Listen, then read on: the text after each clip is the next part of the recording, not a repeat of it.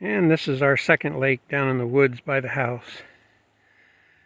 If you want to call it a lake or a pond, or more accurately right now, a mud puddle.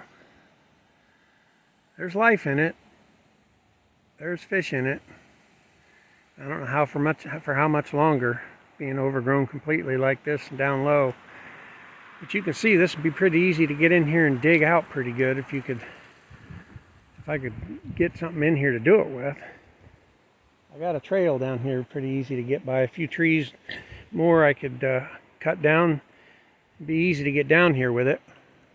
You go most of the way around that side and dig out into that grass, and come around this side and dig into this grass. I don't think you'd want to bother that side where the levee's at.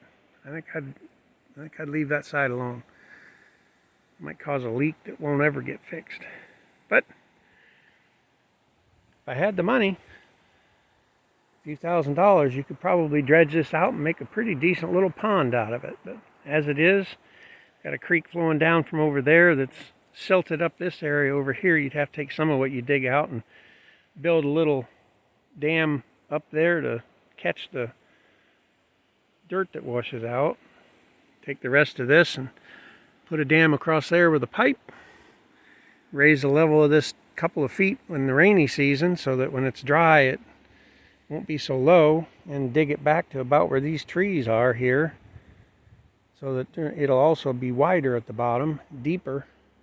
You might be able to get some aquatic life in here that matters. Right now, I think it's just, I don't know what it is. I threw hooks in there, worms and bread, couldn't catch nothing.